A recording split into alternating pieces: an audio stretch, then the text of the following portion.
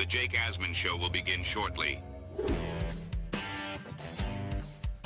Thanks to all these great Patreon members who help support the show. Get your super chats ready. Jake will be here in just a moment. If you love the New York Jets, this is the place to be.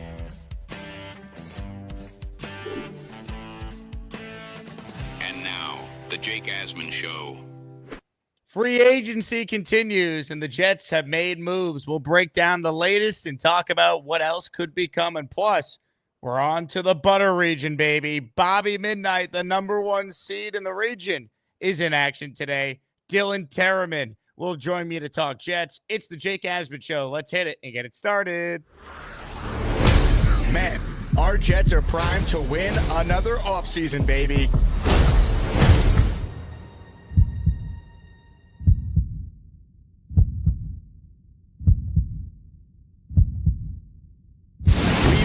Jets green each and every day. Will the playoff drought finally end? Kings of the offseason, baby. This is what we do. At least we have Garrett Wilson. We have Breece Hall. Please subscribe and hit the like button below. Super chats, baby. Cut the line. We have Sauce Gardner. We have Quinn Williams. Prepare to be underdogs. Now it's time to talk all things New York Jets. It's the Jake Asman Show. Here we go. Welcome in, everybody. It's time for another program. Will the New York Jets make a signing right after I end the show? Probably, because that's what happened yesterday with Justin Fields. But until then, we're talking all things New York Jets. And before we bring on today's guest, JetNation live host Dylan Tereman, shout out to Liquid IV for being today's sponsor. If you've never used Liquid IV before, it will rock your world. Stay hydrated with Liquid IV. Use my promo code JakeAsman for 20% off. Come on, people.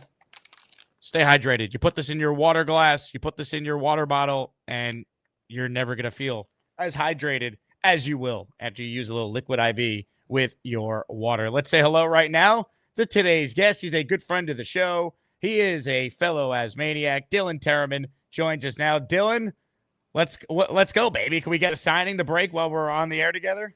I was going to say, let me be some good luck for the Jake Asman Show and the Asmaniacs. Let's get some good news, some good breaking news of a player that we all just happen to love, right? That would be the best case scenario. Glad to be back on. Last week was a success. I'm glad the chat seemed to accept me, so we're back, and maybe Tuesdays could be our thing for the draft. I got some news for you. It's not quite Jet news, but you know what? It's important enough that I got to hit this. Breaking sports news on the Jake Asman Show. Is the #1 seed in the butter region getting a little nervous? He just gifted 5 channel memberships to try and buy some votes, perhaps. Bobby Midnight spending that weight loss allowance. He's going up against Black Gypsy. Poll will open in just a bit. Dylan, Bobby Midnight spending big bucks on channel memberships here. I think he's getting a little nervous, and that's why he's trying to buy some votes. Comment from Jeffrey says he's buttering us up, and perhaps that's exactly what he's doing. I'm happy to be in the butter region, to be honest. The hood region wasn't too great for me. I came out 5-3 though, so I'm all right. But a lot of the guys that I had going longer into the bracket were one and done or immediately eliminated. So I'm glad to be into the butter region where we're hoping to swing the pendulum back up and get some more points. If you missed the first show earlier today, the 15 seed David T. Or excuse me, the #2 seed David T defeated the #15 seed Big Joe. So congrats to David T on moving on. And that means we're going to get to the butter region. I'm just kidding, Bobby. I got you down for 5 raffle entries. I'll plug it real quick before we talk Jets. We're doing a sack exchange theme raffle this week, which means every membership you gift goes towards a chance to win a signed jersey by each member of the New York Sack Exchange, a signed helmet by the Sack Exchange, and a second signed jersey. So 2 signed jerseys by Klecko, Gastineau, Salam, and Lions, and of course, a signed helmet by each of those 4 members as well. Dylan, the floor is yours. Give me your initial reaction to the Justin Fields signing before we go more in depth on some of the other moves the Jets have made. Well, my initial reaction, because I liked him so much in the draft process, was it's 3 years too late. Although if we had him 3 years ago, the story could have gone completely different for Justin Fields and the Jets. It could have been positive. It could have been negative, but I'm glad we have him now. He was my guy in that 2021 draft over Zach Wilson. Glenn and I are my co-hosts on JetNation Live. We had so many lengthy debates about Fields versus Wilson. So at least we'll finally get to see what the other side of it looked like. We were kind of opposite on the Rodgers Derek Carr thing, so we'll never get to see the what if of Derek Carr, but we do get to see the not so what if of Justin Fields. And I don't have a ton of expectations for him. The deal he signed obviously shows that they think they can, turn his career around. They have him as a 2-year bridge option, in my opinion. He's probably going to get handed the keys this year.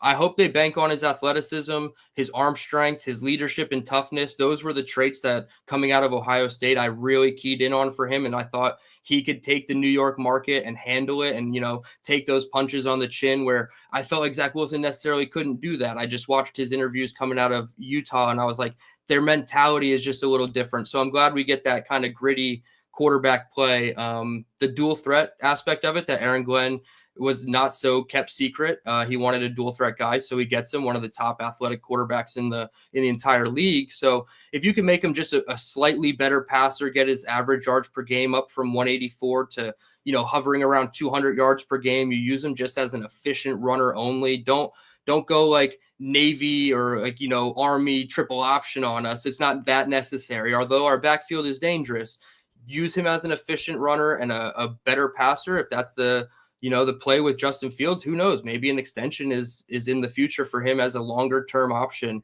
And if not, then you can always pivot to the 2026 draft, which everybody and their grandmother already knows is better than what's coming out this year. You're a draft guy, Dylan. I love your draft insight. So your thoughts on how the Fields signing directly impacts the approach with that number 7 pick?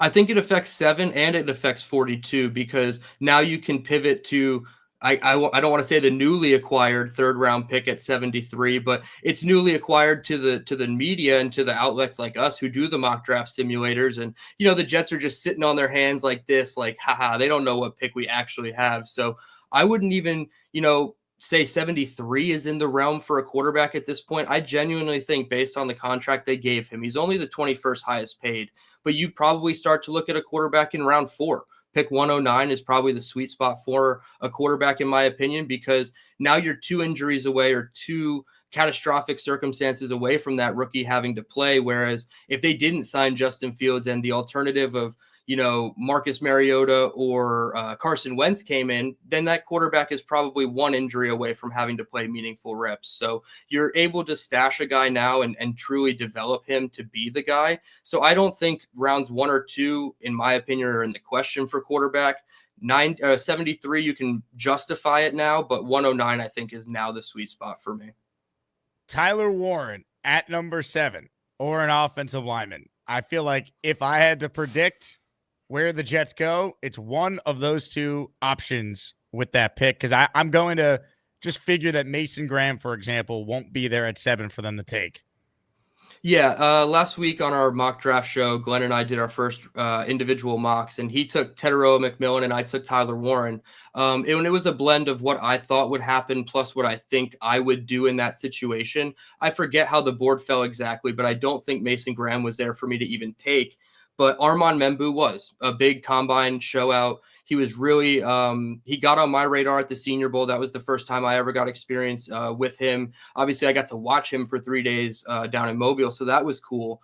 But, I mean, I'm not opposed to Armand Membu at 7. I think there's better value in rounds 2 and 3, but I can say that about the tight end class too. So maybe it's like a 33% to Membu, 33% to Tyler Warren, and then the other 33% could be, Shamar Stewart or Mason Graham if he makes it, Kenneth Grant if they like him, his teammate in Michigan. So that other 33% I'll leave as like the unknown. But right now I would say it's probably a tie between Membu and Warren for me personally, because, help your guy Justin Fields if you want to turn his career around.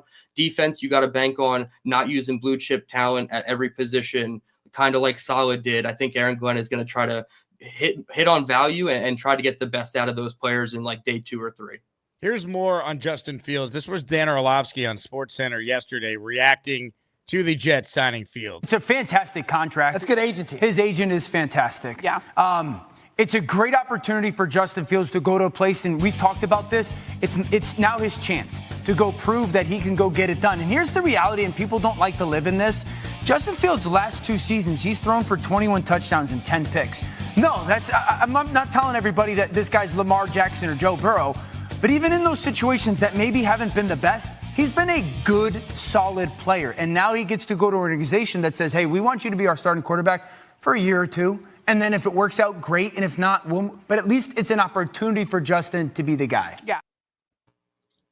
That's kind of how I look at it. Like, it could be something more than just a year, or it's just a year, but at least you didn't waste a year with someone who's clearly not your long-term answer. Like, best case scenario for Justin Fields, we just saw what happened with Baker Mayfield and Sam Darnold. So that is possible. And worst case, you got a guy who at the bare minimum has proven he could be a decent backup in this league in the right situation. And then he's your hold the fort guy next year under contract when you're likely going quarterback in round 1 anyway. Yeah, and even like worst case scenario is the bottom falls completely out. Him and Terod don't even make it a full 17 games, and you're in the top 3 looking for a quarterback in 2026. So I'm not saying it's a win-win-win, but the upside of Justin Fields was always the, to quote Buffalo Jet fan, the mid that I always wanted the Jets to choose because he had the most upside. So I didn't want to choose the mid of Kirk Cousins or Carson Wentz or Marcus Mariota. So I'm glad we were able to hit on Fields because this shows that the Jets are able to identify the quarterback that they want 2 times in a row, Rodgers and now Fields, and they were able to go get it done. It's not, the greatest look that people think he's overpaid at $40 million. I don't think it's an overpay, but I do think it's funny how they started that little clip with Dano on NFL Live saying his agent is really good because maybe he did get a couple extra million in there, but the going rate for a starter is well under what he's paid. So if he does turn out to be the starter, it's going to look like a deal that is underpaid quicker than it is going to be overpaid. Ladies and gentlemen, I want to give a huge shout out to listener Damien, who just Venmoed me a significant amount of cash to be entered in the raffle. Damien, a long supporter of the show. So I appreciate the gesture, Damien, if you're watching this live right now. David Atkins is in the raffle for 1 by gifting this channel membership. David, your membership, let's see. It went to Andrew Calderon, so we're up to 7 raffle entries. That's because Bobby Midnight gifted 5 to try and butter up the chat. What was the line? That was the grease up the chat, or did he use the word butter? He used butter. Butter. He used butter. Yeah. And then the legend of Bobby Midnight himself became a member as well. So if you want in on the raffle, this is a great show to do it. And since I mentioned Bobby Midnight, you ready to open up the polls, Dylan? You ready to be a part of Asmaniac Madness? Absolutely. Let's do it. Ladies and gentlemen, it is Bobby Midnight versus Black Gypsy as our attention now shifts to the right side of the bracket. Take a good look.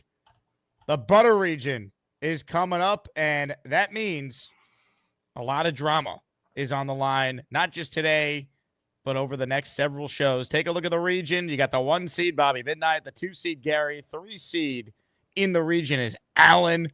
The All-Australia matchup is in here, and maybe the ultimate wild card, Mikey Midnight's the 5 seed. Can he go on a run all the way? That and much more is what we're looking at here in the butter region. Well, with that said, it is time to vote, and Jim Nance, take it away. It's time for Asmaniac Madness. Who will cut the nets down as the top Asmaniac for 2025? Some of you don't even care, but we do. Let's get to it. Vote, vote, vote. Bobby, Black Gypsy. Polling is officially live. Dylan, as far as the other signings the Jets made, 2 in the secondary of note. Let's start with the Cisco signing that happened late last night. Andre Cisco, former Jaguar, now a Jet on a 1-year deal for $10 million. That's starter money for him. Your thoughts on the Cisco signing and how he fits into Aaron Glenn's defense? Yeah, that one came late last night. Right as I was going to bed, I saw that. So definitely starter money at $10 million. He's again in that range of like upper 20th at the position in terms of annual value. I think he was 21st or 22nd, where Fields was 21st. So it looks like Mooj is definitely dealing with value contracts more so than big hitter contracts like the Patriots are doling out. So, and we'll get to the last signing because he is probably the biggest money of the three. But Cisco, yeah, he's got to be a starter in my opinion. He has true free safety traits, 8 interceptions, I think 24 passes defensed over 63 games, which is 4 years in Jacksonville. So I wasn't a huge, I didn't watch him a ton coming out of Syracuse, so I didn't have like the scouting background to go off of, so more of an unknown. But I just put on a little bit of NFL Pro last night after I was done watching Brandon Stevens, and yeah, I mean, he did his job. He didn't have like a ton of box score highlights, and he just kind of roamed the deep middle of the field as a safety and didn't have a ton of opportunities to break up or intercept passes. But we need a guy back there who's going to be able to take the ball away. This defense has lacked that person for probably 4 years under Robert Saleh. Like 3 interceptions, led the team a couple years ago, and Jordan Whitehead was tied for first, and he had all 3 in week 1. So like the abysmal interception numbers need to trend up in a positive way, and I think that's a start to it. As far as the film goes, I'm still a little bit green on what he can do, but everybody says that 2024 was a down year for this guy, and quite frankly, all 3 of the guys they signed. So going back to 2023, I'll have to take a look and see exactly what he did. Here is the breakdown I received from someone who covers the Jaguars on Andre Cisco. Good dude, honestly kept ending up in shitty situations that led to the worst statistical season in a contract year. Like, yes, he was benched because blown coverage, but also the entire defense was bad.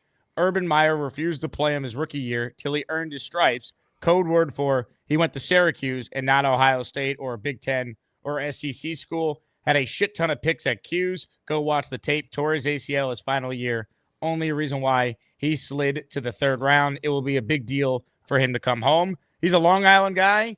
Grew up in South Huntington. Went to St. Anthony's before he transferred to IMG Academy his last 2 years to play football down in Florida. Grew up a Jet fan, is my understanding. So you're rooting for him. Hopefully Aaron Glenn and Steve Wilkes identified a guy that they think they're going to coach up into being a really valuable signing for this defense.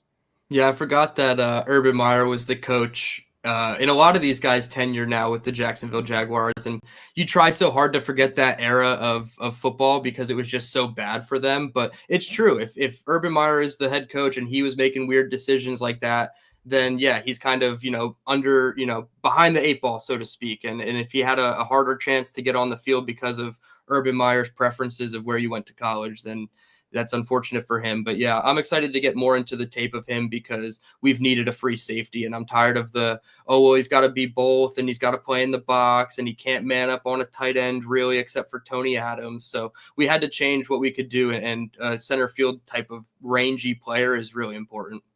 Brandon Stevens, 3-year deal, $36 million, the other signing. This is corner 2 money. Is this guy worthy of being corner 2 based off of the 900 yards allowed in coverage last season, Dylan? It's a tough call for me. He seemed like the pivot point from Carlton Davis, who was given a $20 million contract from the Patriots. So if you really add in him and Cisco together, you're paying $2 million extra, but you're filling 2 needs in free agency with $22 million instead of $20 million to Carlton Davis. So I was okay with the signing, although Brandon Stevens was the first name in that draft class, I believe 2021, where he was a 3rd round pick of the Baltimore Ravens, and he was the first guy I was like, I have no notes on this guy. I have no idea why he's a 3rd round pick. Out of Southern Methodist, he had a decent combine, a 4.43 40-yard dash, which is very good for an outside corner, 10-foot 7-inch broad jump, and a 38-inch vertical, which were pretty high up in the class as far as the position that year. So he's an explosive athlete. And when I broke into the tape of him, I don't know. I got goods and bads. I only watched the postseason. I thought the Ravens would be the team that he would actually make a career out of because their defense has always been known to just take the unknown commodity and turn him into something good. But I watched the Steelers wildcard game and the Bills divisional round game. Zone coverage, when he plays 7 yards off the man, it's really tough. The guy will just do like a quick hitch, and even if it's an RPO hitch or something, just a fast throw.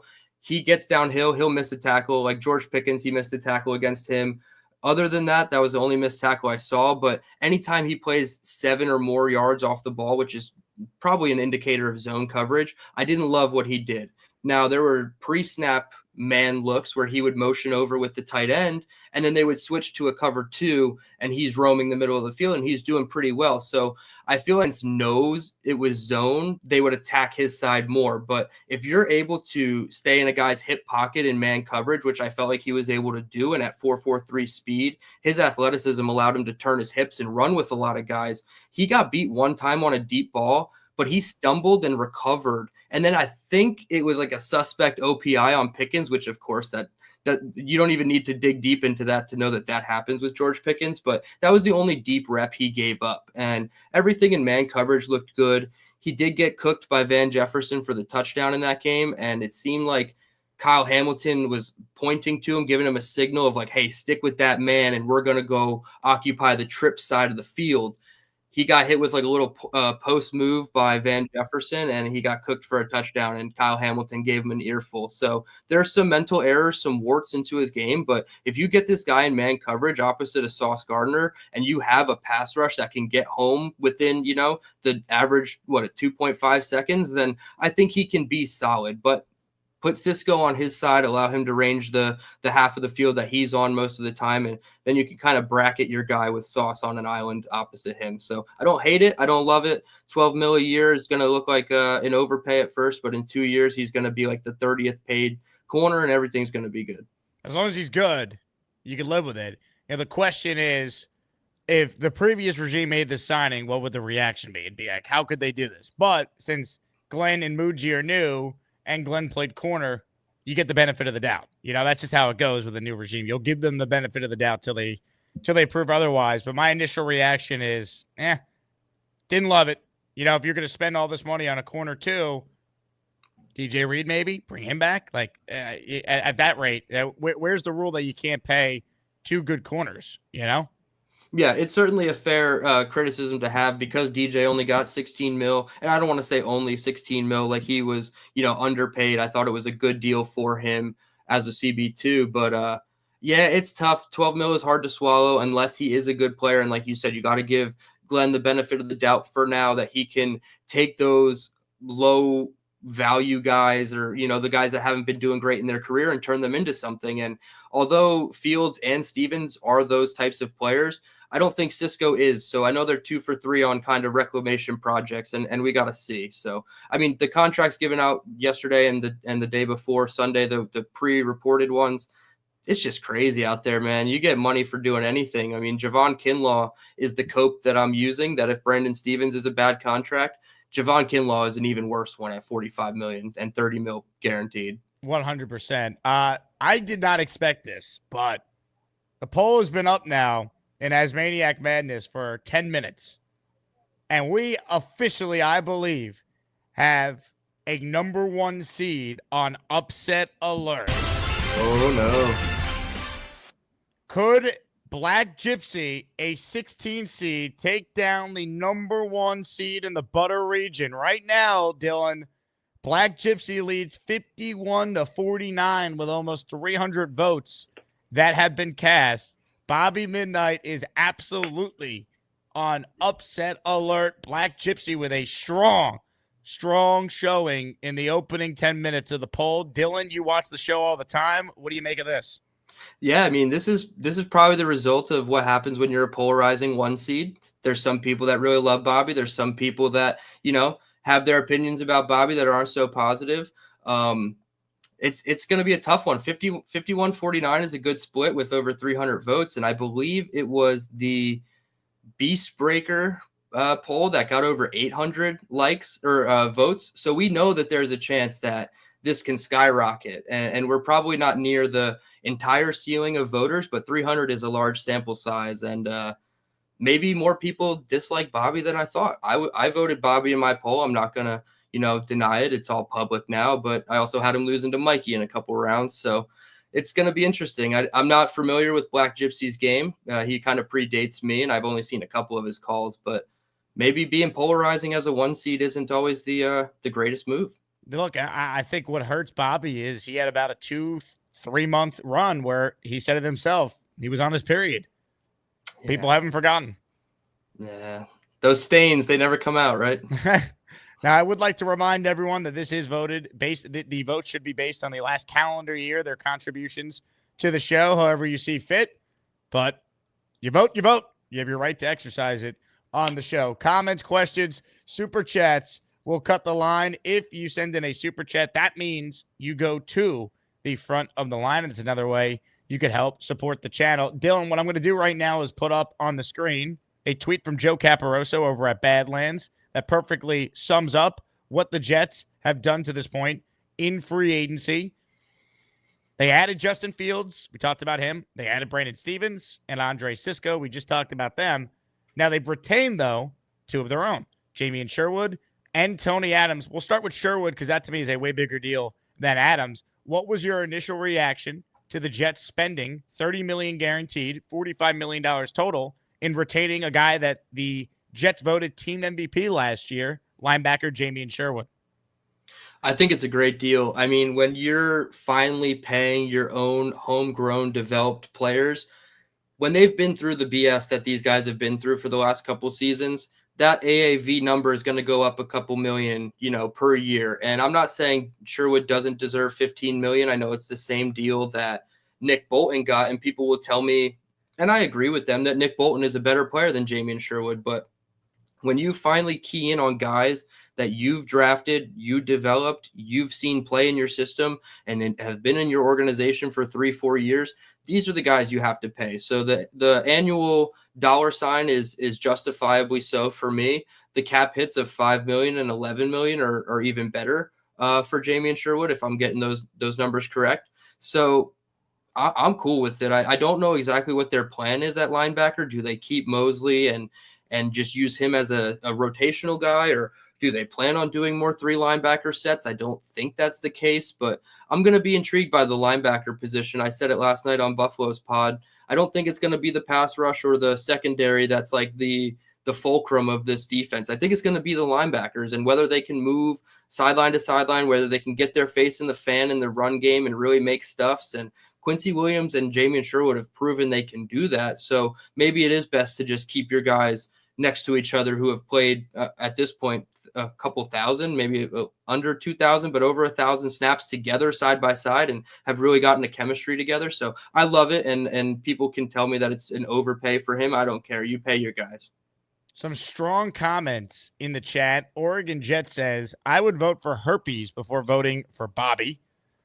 Allen says, is Bobby really losing? He will blow a gasket. FPP Fair. says, this could be the biggest upset since the Jets beat the Colts.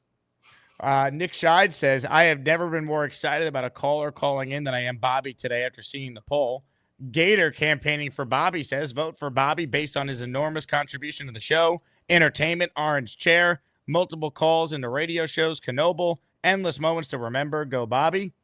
Dave Briga writes in, this tournament is not for the weak at heart. Nothing is a sure thing. Bobby may need more political ads. Watch out for election violations. And Steve M says, how do we vote? Steve, if you're watching live, go over to the chat and you'll see there is a poll posted to vote in. And that's how you vote. You click Bobby Midnight or Black Gypsy, whoever you're rooting for in the matchup. If you filled out a bracket on the bracket pool, check the site. I believe there's only 9 perfect brackets remaining of the amount of people that filled out an Asmaniac Madness bracket. Oh, by the way. Dylan, do you have the stats on that? Like, can you see who has the most points currently in the bracket? What is the most amount of points? I need to see how close I am to the top or the bottom. Let me pull it up for you then right now. So the leaderboard, let's see. The most amount of possible points you could get is 16 to this point. Okay. A perfect bracket means you'd have 192 points. 16 points is the leader. And I actually misspoke. We only have 8 perfect brackets that remain. 3 siblings, AH, 1990, Ant Jets, Cactus Johnny, Dark Crypto, Hennessy Heisman, ISU, RB4L. This is Los, are the only Asmaniacs with perfect brackets remaining in the Asmaniac Madness bracket pool. Yeah, shout out to those 8 guys, or 8 people, excuse me. I'm coming for you guys, though. I got 10 points, so we're a little bit in the middle of the pack probably, but I'm praying on your downfall, you 8, because I'm coming for the first place. We need more points in the butter region, though. We weren't too great on the left side. The big fella says, bring in Dalvin Tomlinson. Where do I sign for the Jets to add a big fatty up the middle next to Quinnen Williams, Dylan? Yeah, 100%. And I know the draft is loaded with these types of guys, but you can't keep, towing the line of, okay, we're not going to address the position at all in free agency. And then we're going to really hope for the draft to have our 3, 4, 5 guys that we really like at the position. So I don't like getting cute. I'd rather go get a guy quicker than later. I think Levi Onwuzurike is still out there too. So he's another name that maybe he's a little bit more money than Dalvin Tomlinson, but go get a guy that has done it before. Dalvin Tomlinson's had a lengthy career, multiple stops. I think he's the perfect complement in terms of size and like physicality for Quinnen Williams. And then you can still attack the position in the draft. But yeah, Dalvin Tomlinson is probably top 3 names left available. There's a couple safeties out there I still like, and a tight end or two, maybe a wide receiver that I'd put in that group too. But Dalvin Tomlinson would be like the sneaky signing of free agency, I think. Hit the like button if you're just tuning in. Comments, questions, super chats. We'll cut the line. All gifted memberships go towards this: a signed helmet by the New York Sack Exchange, or not 1, but 2 signed jerseys by the Sack Exchange. So if you get the membership, you're in for that many that you gift. $20 super chat will get you 5 entries in the next Asmaniac raffle. We'll open up the phone lines right now. We'll take some calls here, but first, how about a poll update, Dylan? You're on for potentially history in the making here during this show. It is tight. 51-49. Black Gypsy leading the number 1 seed, Bobby Midnight. So your vote matters now more than ever if you're watching this live and can participate in Asmaniac Madness. First up today on the Gusbuster Hotline is the Hamburger, who joins us now. What's up, Hamburger? What's up? Good afternoon, gentlemen. How you doing today? Hamburger, I'm fantastic. I know you and Bobby have had your differences in the past. What's your reaction starting with the Asmaniac Madness matchup? I would say I'm not really that surprised. I knew it would be close. Some of the things that were said back in the day, I mean, not for myself, I'm probably going to vote for Bobby. I didn't put my vote in yet, but I could see how some people might be turned off on by voting for him. He had that month or two that he was really not on his best behavior. So I understand why maybe he rubbed some people the wrong way, but he'll get my vote today. I love Bobby. So even though we had our differences, I still love Bobby, but I don't know, man. I'd like to say that I'm excited so far in the off season. I'm not buying into the off season championship this year. I've done it for too many years in a row, but that we signed Justin Fields, I think that was the best pick out of what we had to choose from. I don't hate it. I don't love it. I still would prefer to have Aaron. Kill me in the chat if you will. But I still think Aaron should have stayed for another year. But other than that, I like the signing of Sherwood. I keep the homegrown at home, man. I think that looks good. That's good for the locker room. That's good for bringing other guys in here. That's good for drafting guys. They'll feel that, that the organization that wants to keep their own. I think that really, that speaks volumes. So we'll see what happens with the team, man. We still got to see what the coaching staff can do. What we do in the draft. It's, I'm here to just watch this year and take it in and just hope at the beginning of the season that we come out and we look like a professional football team for once. So that's where I sit on it all. I'm going to sit back and watch. I'm not going to get too happy. I'm not going to get too excited. I'm not going to let myself go down that rabbit hole of claiming that we're going to go to the playoffs. I just want to win some games this year. I want to have some competitive football, and I don't want it to be a shit show. That's really where I stand with the team and what's going on now. Hamburger, excellent call. It'd be nice to come away from this year feeling like this team is properly coached. That'd be at least a good feeling at the bare minimum. Yeah, it's absolutely fair for him to be in like that wait and see mode. That's the cliche that I keep coming up with, because just because I don't agree with the move doesn't mean that it's automatically bad. In my opinion, I loved Robert Saleh. He was my number 1 coach that year because of the offensive staff he was going to bring in. And when it doesn't work, you kind of start reflecting on yourself and you're saying, okay, I can't be so bought in the next time. So I fully understand if that's the case with Hamburger. It is wait and see. We have to see how the quarterback plays out, how the rest of the offense looks when, all this is done, free agency and draft. You got to give them the benefit of the doubt to a degree. There's no reason to have blind faith. And especially after the last 2 years, if anybody has kind of had their souls taken, it's been Jets fans, even though it feels like that happens every couple years to us as a fan base. There's just that one moment that just takes our soul. And it's okay for us to now be like apprehensive about going into the next season and putting lofty expectations on the team. Sometimes having no expectations when you're the New York Jets is the best outcome that can possibly happen, a la 2015. Then again, if this team starts like 2-2, 3-1, I'm not going to lie, I'm going to be on JetNation Live saying we're going all the way, we're making a playoff run, we're going to be a wild card, screw Buffalo, Josh Allen, who I'm going to say all those things, and I fully believe that. So we have to wait and see, but I do think if you look competitive, then yeah, you can't really argue with year one based on all the decisions they've made. Aria Scheiken says lower seeds seem like fake Jet fans aren't appreciated. Ask your higher seeds opponent if they can name 5 non-quarterback Jets from over 10 years ago. It's not about being a Jet fan, Aria. It's called Asmaniac Madness. It is contributions to this show over the last year. Your fandom doesn't really matter. It's what you do when you're on the air, in the chat, interacting on this channel. That's what it's all about. I want to make that clear. Frank P. writes in, if Bobby loses, will there be any perfect brackets left? I haven't checked to see who has Bobby in the 8 perfect brackets that remain, but I'd imagine they all probably had Bobby winning as a 1 seed in the opening round. Fair bet. I'm looking at it right now, and Bobby Midnight, for the first time today, has regained the lead. 51-49 with, over 460 votes that have been cast. This is going to be a record turnout. Wow. Yep. I'm going to say a hot take that I don't think the lead gets surrendered back by Bobby. I think with an extra 100-something votes now in the hopper, it's probably going to start gaining like 52-48 and maybe settle at like 54-46 final. Let's get to more of your calls. If you want in on the conversation, the Gusbuster hotline link is, in fact, pinned in the comments. This guy cruised to an opening round victory yesterday as a 3 seed. Ladies and gentlemen, it's Neil time.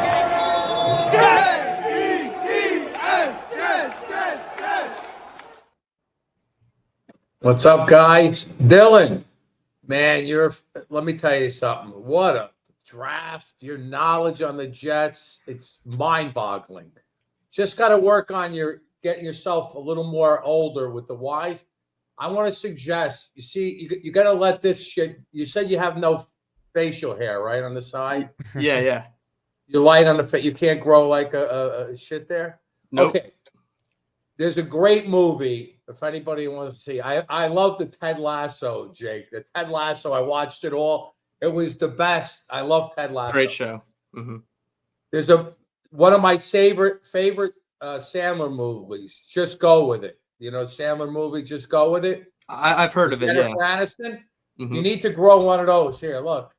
When that movie, when he teases her over the date she had with and he has that long thing going? Yeah. Did you get that? Did you get this long, maybe? A little longer? You look a lot older.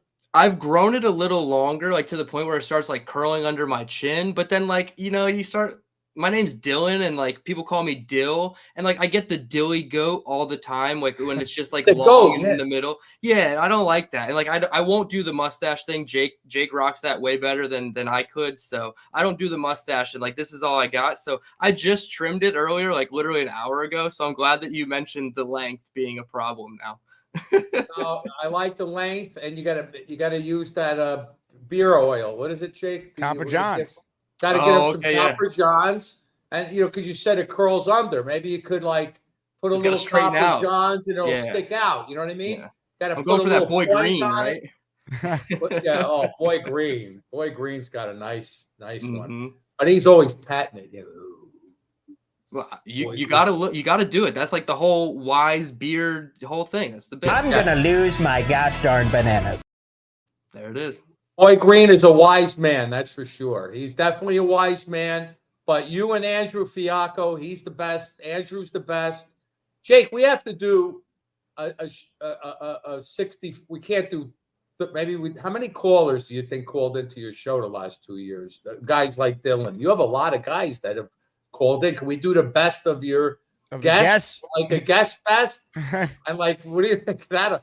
I think it would be a nice thing to do. I don't. How many guests have you had in the last 2 years, Jake? If you had a guess. A lot, Neil. Justin Reed, who I wanted the Jets to sign, just signed with the Saints on a 3-year deal. So he's off the board as a possible Jet target. He was one of the safeties I wanted. Yeah, that would have been a nice safety for us. But, the guys, I heard the fan guys, mentioning, giving their opinion on the whole Fields thing. But what it does definitely gives us some flexibility in the draft to not force a quarterback or try to use, something where we could be, and gives us a lot more flexibility. So the tight end and the tackle are going to be our 2 spots, right? What you guys think, like you said earlier? Yeah, you got to go offense around Fields. He's the only offensive move you've made. You've made 5 total moves now. 4 of them are defensive additions or, retainments, so to speak, with Sherwood. So, yeah, you got to attack the offensive side of the ball at some point, and I'm hoping that they do look at the blue chip players of this class. I don't think we talked about it last week. The red chip players are probably Membu and Warren both. I don't know if there's a tight end or a tackle who I would consider blue chip, but they're the next best thing. And at 7, if either of those are there, you'd have to strongly consider it because you need to bolster the offense and use developmental players on the defensive side and the coaching acumen on the defensive side of the ball to get the best out of those guys. This is my last question. What about number 7? What is a deeper second round, third round pickup we can get either at tight end or on the offensive line? In other words, let's say we went. In other words, I think part of the decision they make whether or not to take I hate taking a tight end. I mean, we never had luck with tight ends in the draft. I got to say, it's not been a history of having success for us. And tight ends, I mean, Brock Bowers, did I say Brock Bowers? Was the only tight end that really really fit the bill. But tight end or offensive lineman, Dylan, where is the more, somewhere we could go, what would be a better offensive lineman, less offensive lineman second round, or best tight end, less tight end in the second round? Which is a better way to go? I'm going to break it down in tight end versus tackle and then tight end versus guard, because I think tight end versus tackle, it's no question the tight end room. The tight end class is deeper. So you would want to attack Membu and then get a second or third round pick at tight end. But if you want to get a guard and you want to kick AVT out to tackle, or the John Simpson replacement, if people really want to go that route, I think the tackle or the guard class, in the middle rounds is just as, maybe not just as strong as the tight ends, but you could justify taking a tight end at 7 and then coming back around for a guard. Miles Frazier from LSU is one I'll throw out there as like a second or third round pick I really like. Dylan Fairchild, not just because he has an elite first name, but a blue blood program in Georgia. He's a good prospect too. He was a Feldman's freak, so he's super athletic. There's a couple guys that I'm blanking on, even like Tyler Booker at the top of the draft.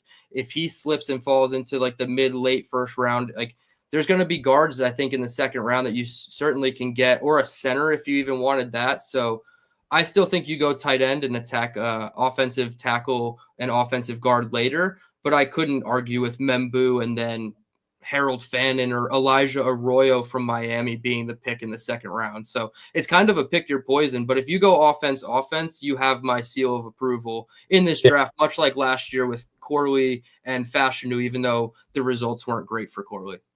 Now, would this guy Mambu be better than moving AD? Let's just say we had AVT at tackle, because AVT played great at tackle, when we pushed him out there. And I looked at him last year. He looks like he gained like 20 pounds. I mean, he looks more like a tackle now than he did his first 2 years. Would you say this guy Mambu, whatever the hell his name is, comes in as a right tackle? Would you say he would grade out better than AVT at right tackle if we just moved AVT over? Or do you think AVT is better as a tackle based on what you seen him do. I don't know to play tackle. But Membu would be the bigger prospect to me. AVT has done well, and even back in college, he did well at tackle. I still think guard, for the reasons of not moving around a lot of pieces, and two, Membu does grade out a lot higher for me as a tackle prospect. I believe AVT was like the 14th pick in the draft. I don't think he was the 14th highest player in that group. Obviously, he's kind of done well, but the injuries. Now, if you said they drafted Will Campbell at 7 and they wanted to put him at guard and then kick AVT out to right tackle, I'm a huge fan of that, because I think Will Campbell is a better guard than AVT, and AVT is then your best right tackle. So is that the guy that's supposed to go ahead of Mambu? That guy? Yeah, Will Campbell's getting supposed to be like 3 or 4, right? Yeah, he can go as high maybe as like the Patriots. If the Giants get a quarterback, they might even grab him at number 3 to, protect Aaron Rodgers. Who knows? But yeah, I think Will Campbell would probably be offensive interior guide number 1, and then Membu would be tackle 1 for me. Hey, Neil. Thank you, guys. Neil, what is your take on Bobby being on upset alert here? Well, look, I like Bobby. Bobby is, a huge part of the show. Bobby is a converted Jet fan. I mean, I have to cut. Here's what I have to do. I have to cut Bobby's wrists open and see if green blood comes out or if giant blue comes out. If right now I know Black Gypsy, you cut him up, baby. Green's coming out from all pores. Black Gypsy's a big Jet fan, and he's been around a long time as a Jet fan. Bobby is, a number 1 with the add-on to your show. He's the ultimate Asmaniac. Comes to the games, and I love Bobby. I love him, and he can be a little, he's a little bit volatile, Bobby, but he's a great member of the show, and he's a great fan of yours, and he adds a lot of content. Black Gypsy's not a regular caller, is he, Jake? No, Black Gypsy. Good caller, right? Which is how he was able to make it the tournament. The committee wanted him. Great caller. Black Gypsy's a great caller, great Jet fan, but I don't think from a standpoint of consistency, how many times has Black Gypsy called in the last 12 months? Once a week, not even once a week, all right? Boomtown will probably have the stats. Neil, you make some good points. It's going to be interesting to see if Bobby could rally here. He was down. He now has a 4-point lead. It's 52-48. No, Bobby's taking this. I think Bobby's fine. He's fine, and I love Bobby, and he is great. And Black Gypsy, again, it's going to show you here that the chat takes your fandom seriously. This is a serious channel for serious, stupid ass, sick in the head idiots. And Jake, I've made all 13 of my points. Before you cut me off again, I'm going to throw myself out this goddamn window.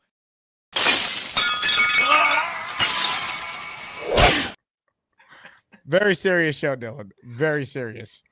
He is our 3 seed, man. I had Neil taking it. I'm not Neil's in my final 4. I think Neil's gonna, because I think Neil's crazy. His opinions are always wacky and funny, and he's a crazy Jet fan. I think that's what we're seeing here. The chat seems to rally around. Absolutely. I love that he put dog lover underneath his name too, because we know that's gonna lose you points. This show's very serious, which is why I'm not gonna play a Charles Gorman fart. Oh. I hit that by accident. It's the groan afterward for me. Like, sound, smell, and effort is what we go by, in the Tereman family. Sound we hear, it was clearly soundful, but the smell we can't hear, or we can't smell it rather. But the effort, man, I feel like he was trying a little too hard on that one. Maybe he's kind of losing it. He's got to just let it come more naturally. Let him slide out. Purple Belt Mike super chats. What happens to Sabo if Bobby loses? So Robbie Sabo said on my show today that he is never coming on with me again if Bobby loses. And I texted Sabo. I go, you better get in here quick and campaign for Bobby because he's in danger of being upset. So I heard Robbie voted for Gypsy. No, I'm just kidding. Hoosier Daddy with an Asmaniac super chat. I'm just hoping for a cultural change, less penalties, moving the ball down the field. so on and so forth. Yeah, I mean, that'd be nice, but you know what also would be nice, Hoosier Daddy? Winning 9 games and having a winning season. You know, like that to me should be the goal. Yeah. If it's not going to come in like the sheer volume of wins in year one, I want to see tremendous progress in 2 culture building aspects, and that's run game and defense, especially tackling. If you can't tackle, which is just a complete mindset in the NFL, you have to be willing to tackle. And I think that's good about Brandon Stevens, the new corner.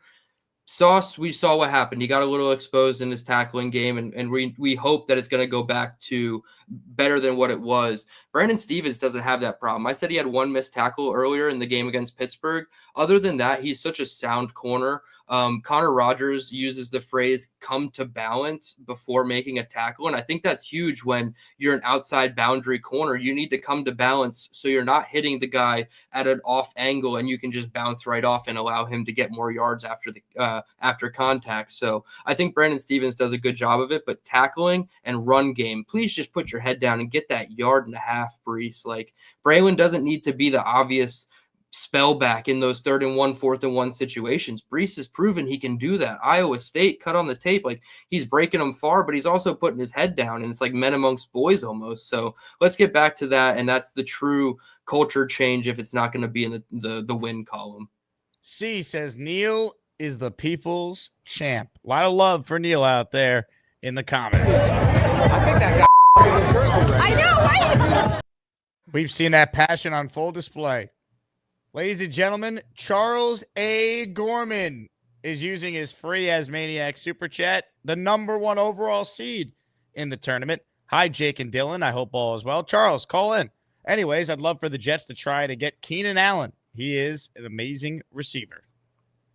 Yeah, Glenn actually mentioned him on our pod the other day, our free agency primer Sunday night, as one of those mentor in the room type of additions. And sometimes you need players at positions like wide receiver.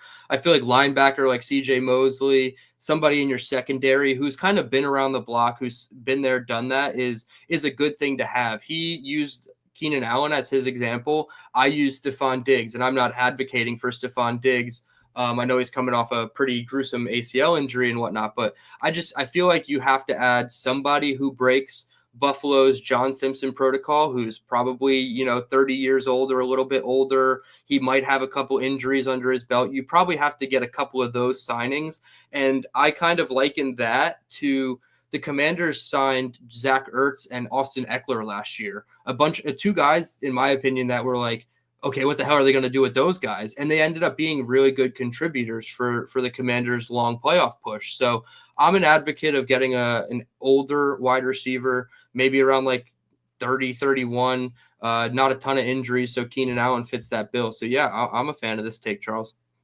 Ladies and gentlemen, if you're watching live, if you just tuned in, we got a tight one featuring the #1 seed in the first matchup in the Butter Region round of 64. Bobby Midnight and Black Gypsy. Bobby Midnight currently leading 53-47. Almost 600 votes have been cast so far. That is a big-time number. So people are coming out in droves and voting here in Asmaniac Madness. And ladies and gentlemen, joining us right now is, in fact, the #1 seed in the Butter Region. Hi, everybody. This is Bob from Vermont. I am Bob, of course. Hello, Jake and Dylan. Nice to meet you, Dylan. You're a new kid I never met you. I could call you a kid. I'm 56. That's fine. Nice to meet you too, Bobby. It's your day. Jake, this is all about you. It's not about me. Jake, I got my taxes. That's why I put it in there. I want Michael to win a gift. Prize. And then I brought him a computer, so he has a brand new computer coming on the way. Wow. Because I love my brother very much. Okay, everybody, I'm not a Jet fan, I'm a Giant fan, but I do cheer for the Jets. I admit that, I like both teams, like my brother likes both teams, but he fears the Jets more. And also, I love Jake's show. I called in a long time, okay? 2 months ahead of the period. I wasn't myself, okay? People are not perfect. Remember that. People are not perfect. So, back in the past, I was grumpy. Now I'm back to normal now. So, yes, you say I'm not a Jet fan, but this is not a Jet fan thing. It's as maniacs. So you got the Lane Train. He's a Giant fan. Got the Chiefs fan. He's not a Jet fan. He is a Chief, but mostly Chiefs. And you sound nervous, Bob. No, I just want to pronounce what I'm talking about because I read in the chat Bobby's not a Jet fan. I want to explain myself, so I'm not going hippity hoppity. A little hippity hoppity. Okay, yes, Jay Quest. Okay, if I don't help myself, that's fine. I'm just learning out the facts, what's going on. I enjoy calling into Jake's show. We have funny memories about me. So that's the beginning. The two now it stinks. But I'm trying my best to get back on track. So then after this show, I have another show called Legend of Bobby Renee. If you want to come on and talk to us, we will have you on. And I would love to talk to everybody. But if you don't, you don't. But please, Bobby. And I know I will win the Mumbles tournament. Yes. Why don't you try and enunciate and not mumble? Yeah, some words don't come out the right way. So yeah, I'll be good. Is Black Kid? Ladies and gentlemen, sports fans of all ages, welcome to the event of the year, the moment you've all been waiting for. This is the Asmaniac Rumble. Hello, Black Kid. What up, Bobby? Yeah, okay, I'm not a Jet fan. That's proven. Okay, but I do cheer for the Jets. I went to 2 Jet games last year. I was happy. I love this community, I am getting to like you. We made it up the last time we talked to each other. Yeah. Yeah, we're good, Bobby. I like that you're being nice today. That's awesome. Yeah, well, I changed. My 2-month period has ended. Yes, I know. I called, I hate Santa Claus. I remember that. And other stuff. Yes. Okay. But I'm much better. The spring this year, I'm happier. Winter sucks up here in Vermont. So it just sucks. But you're a good guy, okay? Calm down. You're a good guy.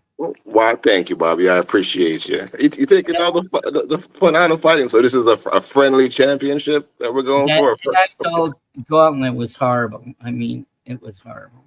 I had to get on. And then now we're friends. We talked the last time we were doing the pot. Yeah. We talked the last time you were doing some pot. Yeah, that's chilling out, man.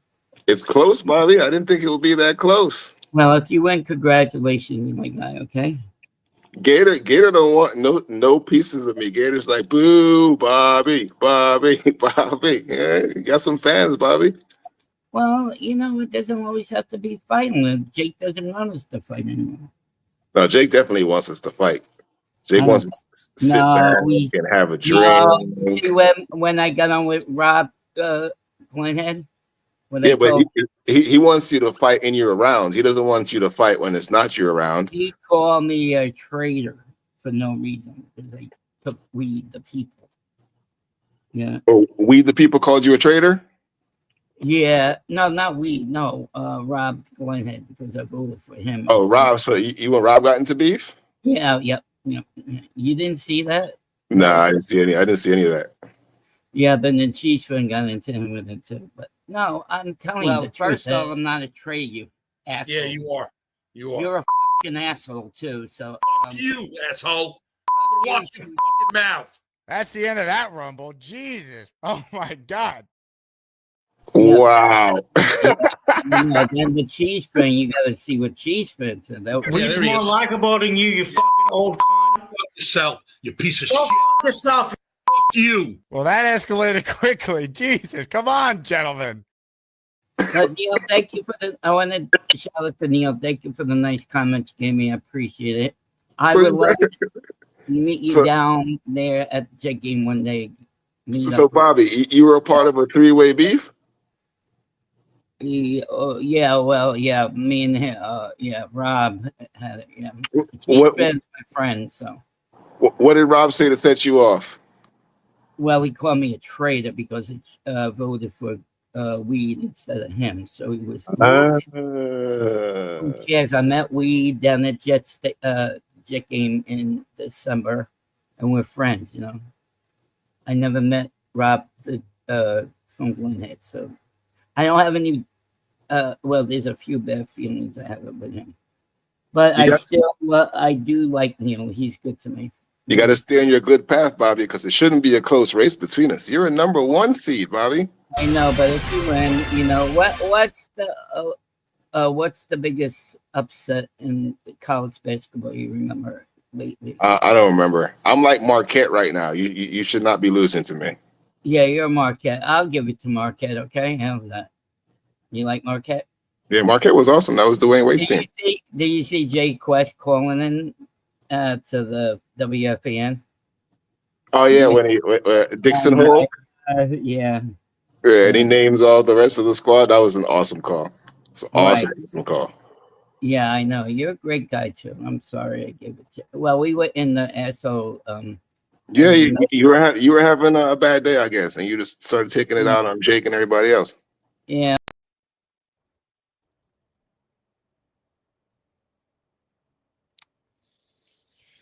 It was peaceful. That was great. Too peaceful. I get it's too peaceful for a Rumble, and I know the JJ June, the GM Rumble was kind of perfect earlier today. I don't know. I got no bad things to say about either one of these guys. Bobby was the one that I picked in my bracket, but I was a little unfamiliar with Gypsy's ability to just quick roll one on live stream. So that should have earned him some points in my book. The Shaq meme, I was unfamiliar with his game, definitely applies here. Gypsy's an incredible caller. I think if he calls in more over the next calendar year, he could do damage, man. Great chat. Yeah, he should be higher than a 16 based on what I saw. Know. That's only because he doesn't call a lot. So it's a testament to his calls that he makes that he even made the tournament. He's got to remember to call in before he smokes, because he might smoke and then just forget to call in or fall asleep. That's right. I'll tell you what, Bobby's call definitely helped him, because overall he now has a lead 54-46. So the Bobby Midnight fans have come out and went to the polls. Almost 650 votes have been cast.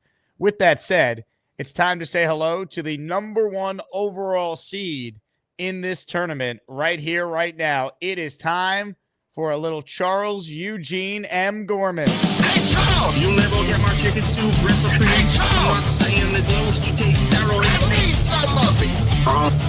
Hey, Charles! Who is that lovely lady? Send it this way, Charles! Hey, guys, how are you? Charles. Good, Charles. I was on Richie's show earlier today, and he was doing good, so hope you guys are doing well. Anyways, yeah, I would like for the Jets to try to get Keenan Allen. I've been a fan of his game since his rookie year back with the Chargers in 2013. He's really a damn good receiver. I know he had a pretty decent year with the Chicago Bears last year, developing some kind of chemistry with Caleb Williams, But, I would like to just try to get Jedrick Wills, the he was a first-round pick of the Cleveland Browns back in 2020, correct? Yes. Okay, I would like the Jets to get him. Now, if the Jets don't get Tyler Warren at 7, I can understand them taking a tackle or a guard at 7, because AVT is very versatile. He can play guard and tackle and do very well in both positions. So I can understand that. I'm also really happy with the Justin Fields signing. I think he's a talented player. I mean, last year, even though he only played in 6 games, he really showed signs of growth and development. He completed 65% of his passes, threw for 5 touchdowns, ran it for 5 touchdowns, lost 1 fumble, threw 1 interception. He played very well last year, even though Pittsburgh Steelers did not have a very good offensive line last year. But, I know a certain Jet fan, a.k.a. Tigo, is not a big fan of Justin Fields. But my defense of Justin Fields is when he was in Chicago, he was put in a crappy situation. The team was crap. Offensive line was crap. The weapons, for the most part, were crap. The running game, for the most part, was crap. And the defense wasn't that good. Now, when he went to Pittsburgh, obviously Pittsburgh is a much better organization compared to what the Bears have been in recent years. And the Jets, if you look at their offensive line, all they need is a right tackle right now on the offensive line. They got weapons. Obviously, he's reunited with Jeremy Ruckert and Gary Wilson from their Ohio State days. You got a good backs in Brees Hall, Isaiah Davis, and Brandon Allen. And they have talented players on the defensive side of the football. So, Charles. yeah. Yes? Zoink Nation wrote in, can you explain your choice of superpower? How is regeneration useful to you in your life? Well, how is the ability to heal from injury helpful? Simple. If I get cut, I heal real quick. It'll slow down my aging process. I could probably live to past 100 years old. Really?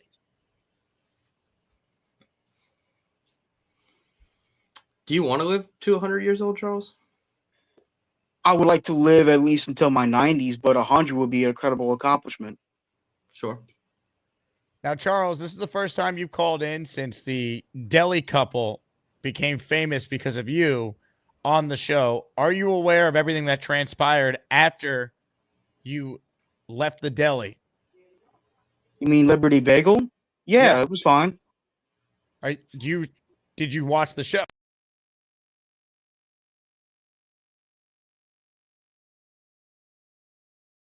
StreamYard is having major tech issues here. So when I go in between folders, it knocks everyone off the air, and we got Bobby Midnight on hold watching the show. Anyway, Charles, after you left the deli, are you aware that the couple that you spoke to called into this show? Yeah, I heard about that. I heard they really enjoyed the show. They really liked the show. Are you aware that I paid for their lunch as well? well? I was told that. Yeah, I didn't expect that, Jake. Thank you. Ladies and gentlemen, if you missed it on Saturday, watch right here. Hey, Jake, how are you? I'm at one of my favorite cafes called Liberty Bagel. Do you think the guy in the blue knows he's on one of the biggest shows on YouTube right now? Ask him if he's a Jet fan. Excuse me, sir. I'm sorry to interrupt. Are you a Jet fan? He's a soccer fan. This is Jake Asman. He is an ESPN radio show host and a YouTuber like me, but he's been doing it longer than me. Hi, Jake. Good morning. How's it going? You guys don't know this, but the guy in front of you there, right? Charles, explain to them as Maniac Madness and tell them that you're the #1 seed in the tournament. He named the region after my mom's chicken soup. It's not Asman, it's Asman. She found your channel, dude. I'm so sorry about this. Steady Eddie, I need you to tell me right now how much your sandwich and your brother's sandwich was total. $44.18. What the heck did you guys order? Charles, I just sent you a Venmo. Now look at this mug. Does this sandwich cure cancer? Is that why it's so much money? Thank the people behind you there for being willing to come on the show. They left already. Oh, I wonder why. Hey, real quick, Kyle, I got some breaking news here. This is the couple from the table. How about you pay for our food too, since you ruined our breakfast? At Dominic Ciampi, Venmo, please. This is quite the turn of events here. Ladies and gentlemen, the couple from the table is calling in. Is this real? It's only $30. It's not 50. Ours was only 30. So Charles comes over to you. What did you think was happening? I was very confused. He was talking a lot about his new home and stuff behind us loudly, and then he just came up at us. The chat is very mixed whether or not I should send you guys the $30. I'm seeing some comments here saying, don't go for it, Jake. Rick says only pay them if they subscribe. Yeah, I'm going to need at least both of you to subscribe. I already subscribed. All right. I'm leaning towards paying them the $30 here. Should I pay this couple $30 after their Charles Gorman experience at lunch? I did not have on my bingo card that I would have my call hijacked by some random Jersey cafe couple this morning. This show never fails to surprise and delight. Yeah, I mean, I think you gotta. You probably did him a favor because this country is totally overrun by useless carbs, but you did interrupt their breakfast. Like, I would not be as friendly. We should pay those couple. They calling your show. That's a big thing. I agree. You got 2 customers now. This looks like blue hooded sweatshirt guy, right? Everyone see this? Dave Briga is vehemently against me paying for this couple's food. How down bad do you have to be to beg for $30 on the internet? Wow, they're still watching the show. The couple's still watching the show. Look at this. That's great. That's great. So if you're sitting there at a restaurant and someone comes up and bothers you, Jake Asman in New York should pay for your lunch. This is ridiculous. What are we doing here? I think it's the least Jake can do is give him $30. You're not very intelligent. Why is that Jake's responsibility? Someone cut the cord to your internet. I'm not listening. No, I can't hear it. Order. Hey, Dixon, what's up? How are you? I'm good. Not sitting outside a restaurant with my mug and asking for change. What's going on? It's not an expensive-ass restaurant, and I'm not begging for money. I have a great job. You literally typed in the chat and said, You're doing it for free. You're the idiot. Yeah, I mean, what are we doing? Incredible. Yeah, your life is shit on a show and not getting paid for it. You're great content. Thank you, Jake. You make him money. You're crazy. Dixon, don't be so upsetty, spaghetti. That's my line. Don't do that. Sweetheart, I don't even know you, but I didn't mean to take your line. It's okay. You can take it back. Toodles! Have a good one. Ladies and gentlemen, the couple from the table. Unbelievable.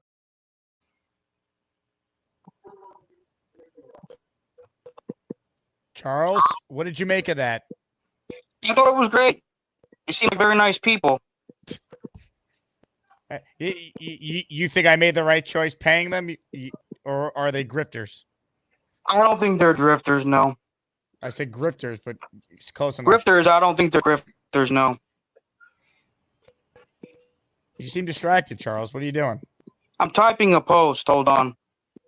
A post on what? The chat. Don't you think that could wait till after you're done with your phone call on the show that there's 600 people watching live right now? That's true, yeah. Yeah. Anyways, but they were very nice people to me. I apologize to them. Here was his comment for those curious. Regeneration doesn't mean the same as being immortal. That's what you had to type? That's what couldn't wait? Yes. If you say so, Charles. But yes, now, did you think about just maybe talking to the chat directly because you're on the air as opposed to Alex, I didn't want to disturb you. Well, I was talking to you.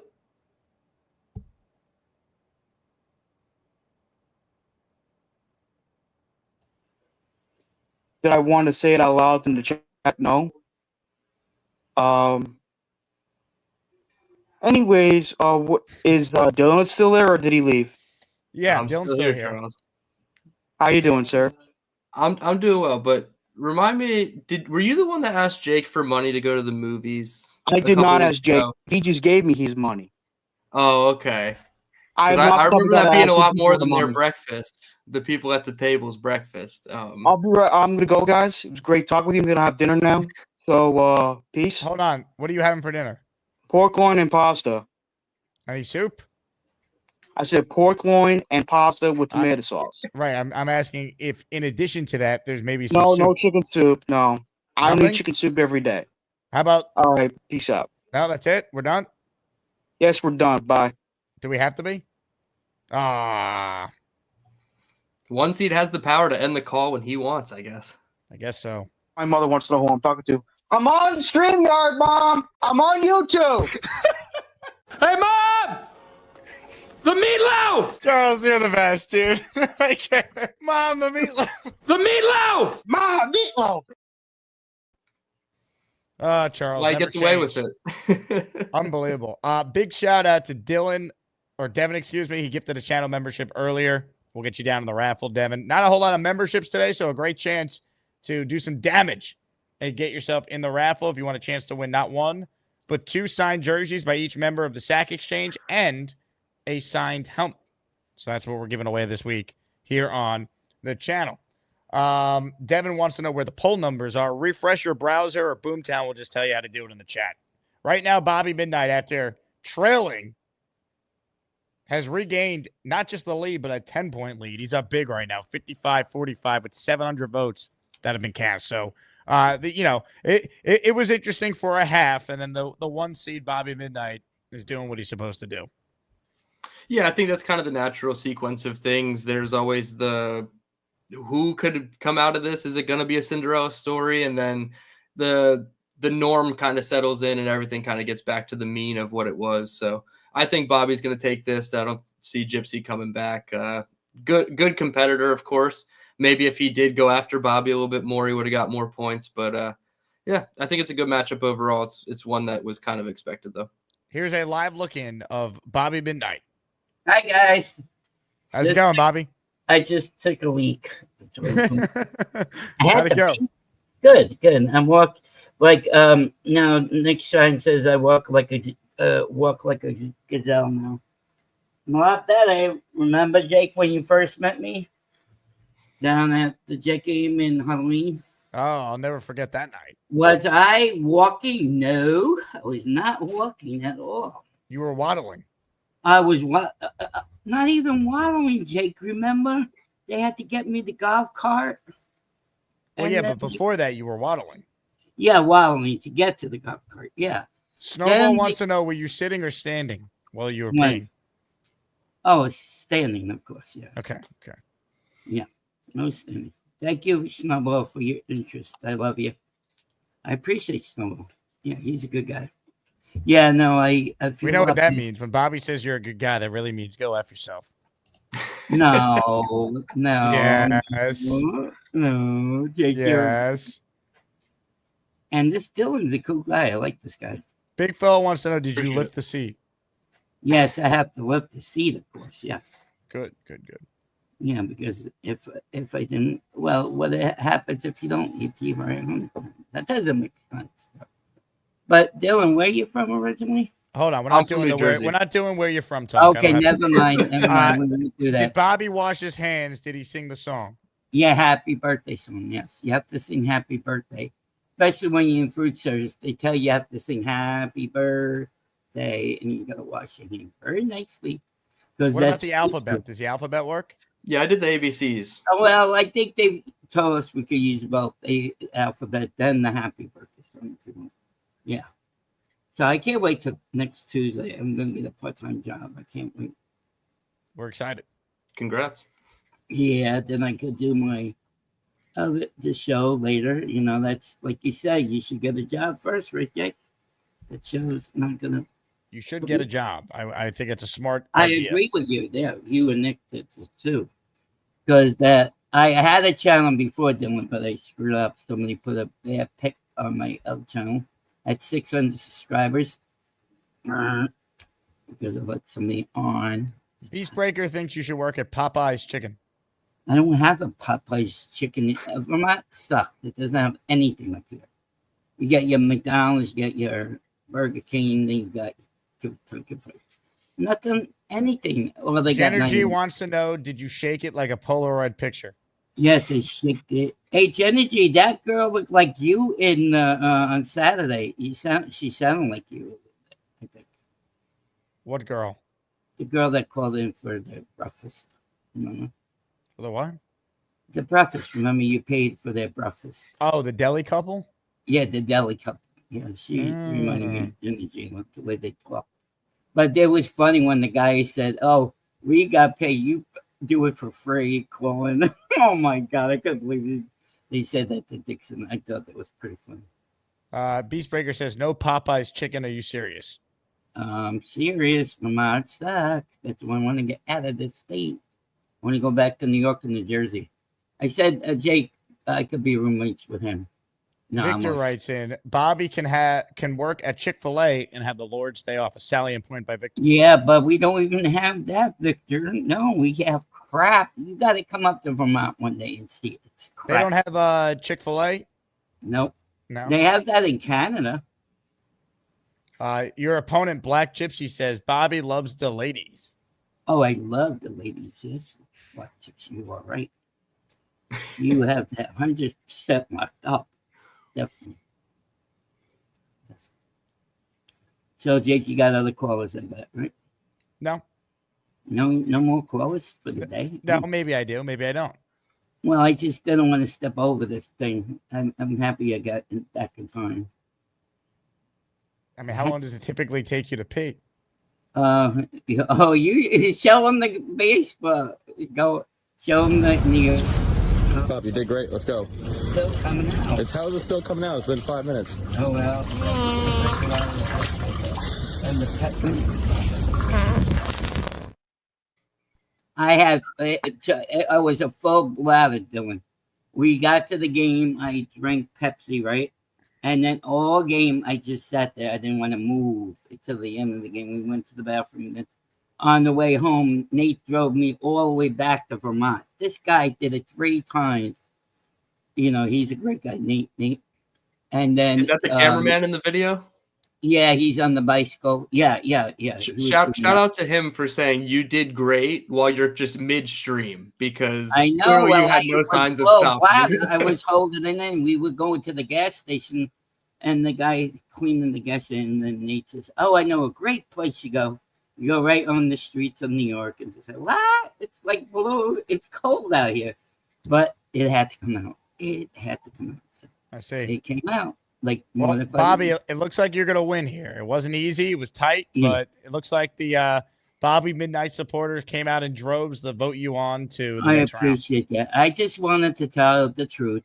You know, they know I'm a Giant fan, but I still love the Jets. Me and Michael are the same thing, but opposites. You know, he cheers for the Giants, I cheer for the Jets. But the Jets, I grew up back in the 70s. I remember the 70s Jets, 80s Jets. We went to Shea Stadium to watch a few games at Shea Stadium with the Jets playing there. So I do cheer for the Jets, and we met a lot of Jets. Oh, Dylan didn't hear my story. Dylan, can I tell Dylan one story? No, we've heard it. Dylan didn't. He can go back to the archives. Dylan, it's good. I'll do the short version. Okay. No. Okay. Sorry, Jake. Have a great evening.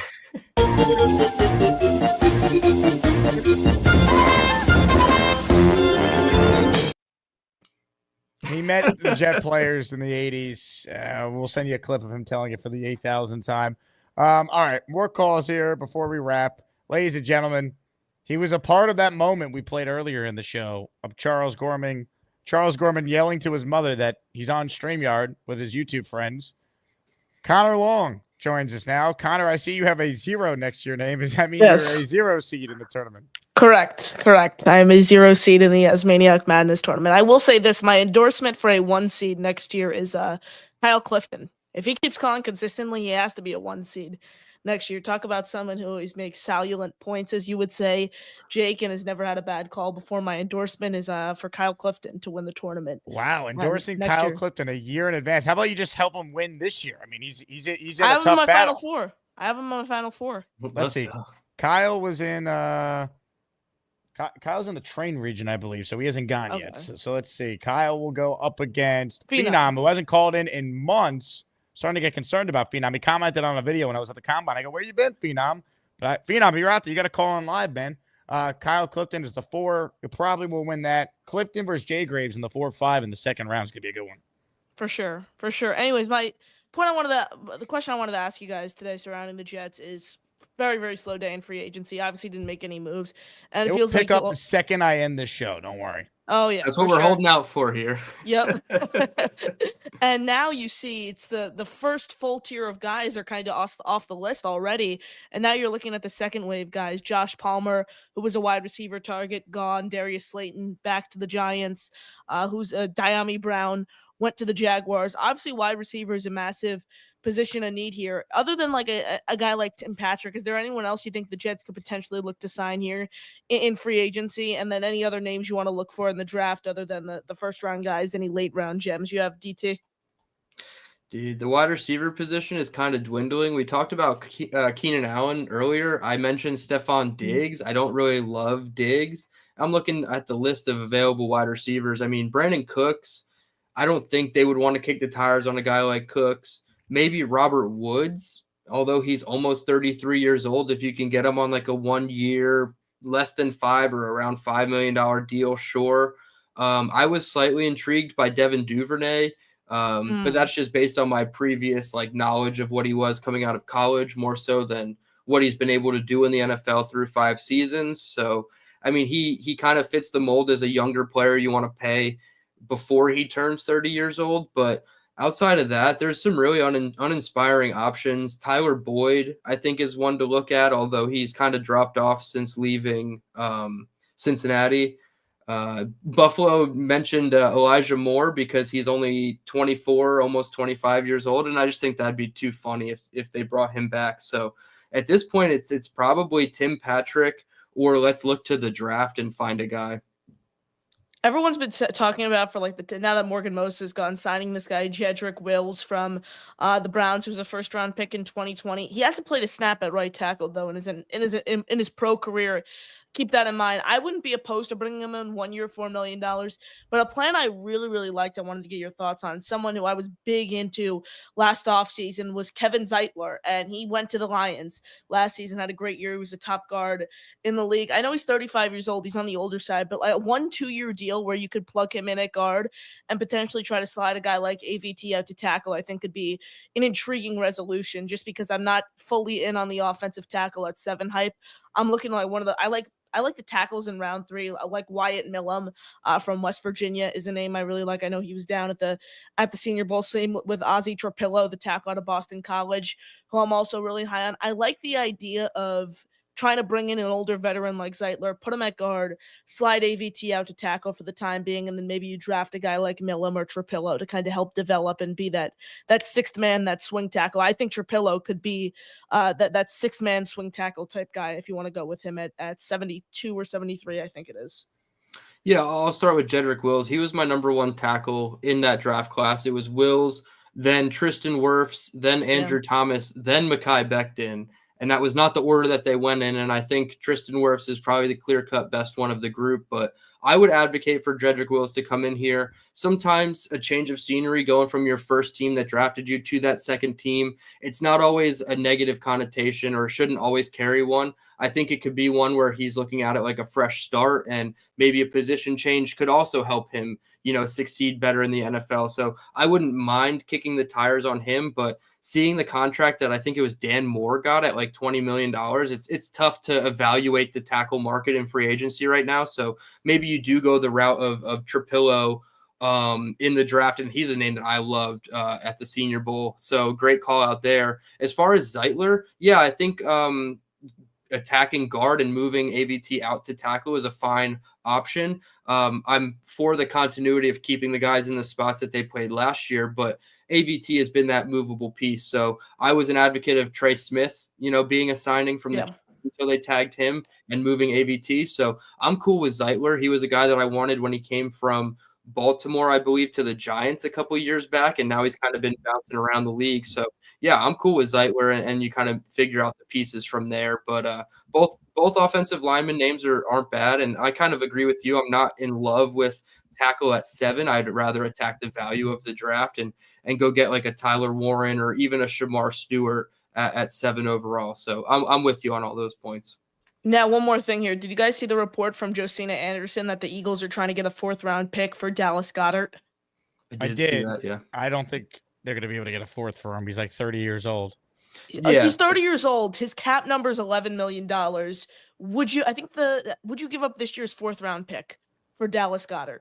No, I'd give up the second 5th round pick though. I think it's like 180 something or it's around 150 to 175. I'd probably give up that pick and ask for the Eagles to financially help out with the trade because I'm not going to pay $11 million for a 30-something-year-old tight end when we probably could just re-sign Conklin for $8 or $9 million. So it's a tough call for me, but yeah, 5th round pick, I would say. DT, Jake, appreciate you taking my call as always. No school today, Connor. You had Samini on. You were doing a show after that. I mean, what was going on the Long Island education system today? It was a beautiful day outside too. Yeah, it's beautiful. It was parent-teacher conferences today, and then I have the PSAT practice SAT tomorrow, so it doesn't even count for anything. And I get out at 10:15. It is so yes, a nice few days. Wait, why do they do the practice SAT now? You're not going to college yet? What? No, they do PSATs. My district, they do PSATs in 8th and 9th grade. Really? I never heard of such a thing. I didn't take my first practice SAT until junior year of high school. Oh, wow. Same. Yeah. Same. Yeah. I was taking some weird standardized tests in 8th grade, like NJ Pass or NJ Ask. They do. Yeah, they do state exams and they do state exams too in like 4th grade through 6th grade. I think it is regularly, but now in 8th grade they start doing these PSAT things. You ever feel like school is just a waste of time? You're like, I don't need to go to school. I could be a full-time YouTuber right now. Sometimes those thoughts cross my mind, but ultimately you do need to go to school. Oh, what a great answer. By the way, just so everyone could see the range of topics we cover on the show, according to the AI, thank you to Addison for sending me this on Discord. Here's what's being discussed on the show. Viewers in the chat are discussing the Bobby versus Mikey fight. They're also talking about Bobby's heart, bladder, and pee color. This is what we're covering here on a Jet YouTube show. Connor, your thoughts on the Asmaniac Madness matchup today? It felt like Bobby was in danger there, and then he pulled away and is now up big. Your thoughts? Yeah. So I did pick Bobby to win. Bobby's the best. I love Bobby. I was a little surprised. I came into the show and I clicked my vote to see the poll, and I thought it was going to be something like 75-25, 60-40, something of that nature. And when I clicked it, it was 51-49 in favor of Bobby. So I didn't know I didn't expect it to be that close. Right now in my bracket, my pick to take home the best of the best trophy is Chiefs fan. That is my pick to win the tournament right now. Wow, I'll tell you what, Chiefs fan could be in trouble because he barely got by his opening round matchup, and now as we kind of look ahead here. We the people's coming for him in that Hood region second round. Yeah, that's going to be tough. Another tough one to look out for if Charles is able to beat Johnny Boy is the Charles-Lowski matchup. Lowski was hard to pick in my bracket because here's the thing. A lot of people viewed the 314 Lowski-Genergy matchup to be so close, and it could have gone either way. And then Lowski ends up just escaping out of there so quickly with a win. So I understand why people were a little hesitant to throw Lowski so far in their bracket because there was a chance he could have got sent home in round one. I'm curious if Dave Briga could really go on a run here and get to the Sweet 16. Could Briga take down D's nuts after taking down Beastbringer? I picked Briga to win. I will say that. I knew it was going to be close, but I had the 15-2 upset. So yeah, as Maniac Madness, I'd say Jake has been off to a great start. When is the whole thing expected to be done? Like the winner finish around the same time as actual March Madness? The goal is to do our national championship game the same night of the actual national championship game in the NCAA tournament. That'd be sick. So we're working on timing it up. It's going to depend on the Jets because of the new cycle this time of year, but that's the goal, to be finishing our Final Four and national championship around the exact same time the actual Final Four and national title game goes off. Wow. That would be crazy. Anyways, Chiefs fan, bring it home for me. Bring it home for me, Chiefs fan. Ladies and gentlemen, Connor Long on the line. From Connor Long to another young whippersnapper, Chris G is next. Hey, Chris. What's up, guys? How's it going? What's up, Chris? What's up, man? I know I'm late to the news, but I just want to put some thoughts behind my Justin Fields, love. I love this signing, and the reasons why I'm optimistic is because the chemistry he has with Garrett Wilson. I think that's gonna, help a lot. Especially we saw Aaron Rodgers and Garrett Wilson not on the same page for some space of this year, so I think that's gonna, not be an issue at all. I also think the option play with Fields and Brees is gonna be deadly, and I think the Jets do have weapons around him, and this is the best O-line Justin Fields has ever seen, especially if we can, address right tackle in free agency. And yeah, I'm just optimistic about his ability, play action, throw over the middle, and I'm optimistic about this new regime making this move. So I love everything about this. Yeah, there's plenty of reasons to be optimistic. Obviously, your age contributes to that because you haven't been let down as much as, Jake or I, or even the green beans of the world who have decades of this. But no, there's certainly reasons to be excited for the upside of Justin Fields. All the things you said, the read option ability, the instant chemistry with Wilson and Ruckert. And that's not going to say that all of a sudden Ruckert's going to be a 7-touchdown guy and Garrett's going to lead the league and win the Triple Crown and all the receiving stats. But I think as long as that chemistry holds from Ohio State and you look competitive, it doesn't have to be, 10, 11 wins. If you're competitive and you win 6, 7, 8 games down the stretch even, and you show growth as an offense, I think Garrett Wilson has no reason to be mad with this move. Obviously, if you stink and the team is 2-7 again by the bye week, nobody's going to be happy, and then things get really hairy. But I agree. You have to be excited for the upside of Fields, and I said it at the top. They were just 3 years too late. I didn't want him. I wanted him over Zach, and now we finally got him. So I'm excited to see what it looks like with a very different offense than what we've ever seen. Probably you've ever seen the Jets run in your life, honestly. So it's going to be cool to see how they handle the dual threat at quarterback. after watching Rodgers, there's going to be, so much excitement watching a quarterback who can run, escape the pocket, break off big runs when everything else fails. But the one thing I will say is even if the Fields experiment fails, and we like end up with a top 5 pick, that puts us in perfect position to get our franchise quarterback in a stacked 2026 class. So even though I'm extremely optimistic with Fields, and I do think he has a strong chance to be the future here with all of his upside, and I think Aaron Glenn is a legit coach. If it does fail, it's a win-win because we can get our franchise quarterback either way.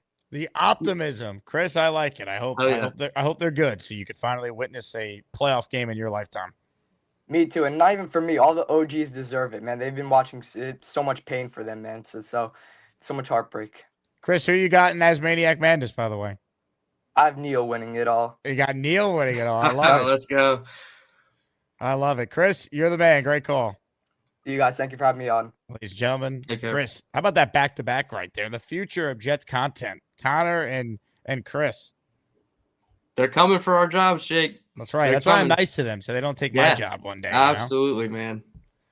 Spencer Green writes in, enough with the nonsense. Bring on the beast. Ladies and gentlemen, don't blame me for this. Blame Spencer Green. Beast Breaker. 666 $50. Will send his ass to the hole where there's no gabagool.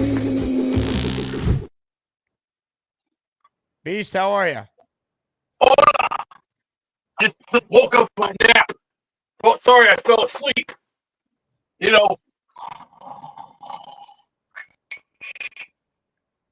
Sorry I was falling asleep, though. I didn't mean to fall asleep. Next time I'll put Gary Busty on my TV and go, okay, he's good. Great pick. Great picks. What do you mean, Justin Fields? Thank you. Love it. Oh, can I say, let's go next. For the playoffs, it's playoff time. You know what that means? Let's get the best ball to go. Let's go. Come on. 1, 2, 1, 2, 1. Come on. 1, 2, 1, 2. We get it. Come on, son.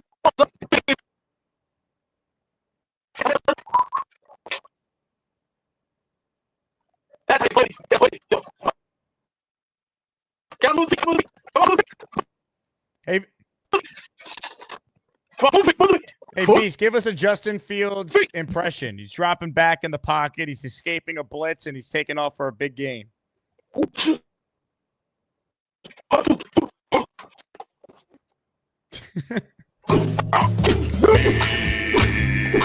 Breaker.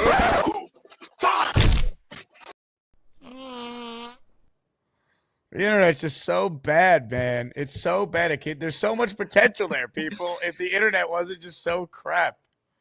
God. I wasn't sure when my first exposure live would be to Beast Breaker, and the first thing I thought of was let's get Gypsy back here because I'm not ready for him yet. I need a little bit more of what Gypsy's on. It's so sad, man. Like this Beast's first ever call, the internet was good. I don't know what's happened. This was his first ever call into the show. Beast Breaker 666 is up next. Hello, Beast Breaker. We have 100,000 colleges in the United States. Why don't we just look at some of the different colleges? We got Boston College. We got Hofstra. We have we need to take $10 billion out, go get a brand new offensive line and a new kicker. Hello, Einstein. Bullshit. I don't know. Jesus Christ. Oops, I forgot. You forgot 14 years of losing. I don't want to see that anymore. Get back on your horse and fight. Bullshit. Am I not right, Jake? Beast Breaker, I think you make some salient points. Call back. Fuck. When do you want me to call back? Every day. You got yourself a deal. Well, that was a call, folks. Welcome to the tournament, Beast Breaker. Ladies and gentlemen, vote for the Beast. Dude, it almost sounded pre-recorded. Like, how do we get what we currently have of Beast Breaker when that was, oh man, the downfall of his internet? It's sad, very sad. Dylan, I know you got to run. I appreciate you hopping on, man. Great job. We'll get you on again soon. And where can people find you if they're just discovering what you bring to the table for the first time? Yeah, absolutely. Unfortunately, no breaking news today. Maybe as soon as I get off, there'll be some breaking news for you to break down. But if you guys want to follow me, you can follow me at Tereman. Just D, my last name, as you see it on the screen right now. You can follow me on Twitter and Instagram that way. You can also follow JetNation directly, Facebook, YouTube, Instagram, Twitter. I said it last week, but I'll say the joke again. We probably have a MySpace too, because we just celebrated 20 years of being a fan site for the Jets. So one of the longest, I guess, out there, really. So you follow me at JetNation. I just put out a couple articles. There's going to be some scouting reports coming from the draft upcoming. And yeah, well, hopefully we can do this again soon and maybe make this a normal thing. Dylan, excellent work. Everyone go follow him, and I'll talk to you soon, man. Appreciate you hopping on. Thanks, Jake. Appreciate it. Ladies and gentlemen, Dylan Tereman joining us there. Give it up for Dylan in the chat.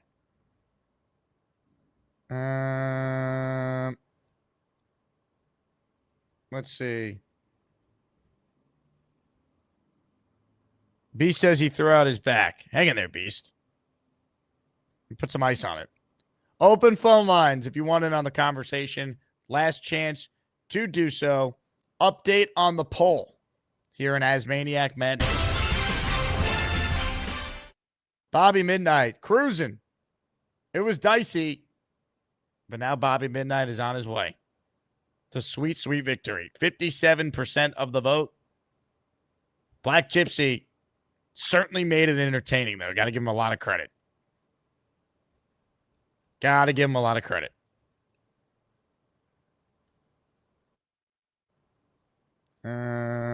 Sarah, voting is not finished. Voting is still ongoing till I end the show. And I'll tell you what, I'm not going to end the show because Sarah's on the line right now. Hello, Sarah. Hello. How are you? I'm good. I mean, how you feeling? We're a couple days out from the big battle, you versus Craig. I mean, it's the talk of Australia, I'm hearing. I know. I'm so nervous. I mean, I can't really win. If I beat my boss, he's going to fire me. And if, you know, if I win, like, I feel bad for him. But then if I don't beat him, I've lost. And I'm so competitive. Like, I don't like this. Oh, I just wanted to Yes, there show it is. this. Oh, wait, and I've got this too. Oh, well, I mean, you might have my vote, Sarah, but you're going to need more than me. Look, let's be honest, Jake. That's a lie.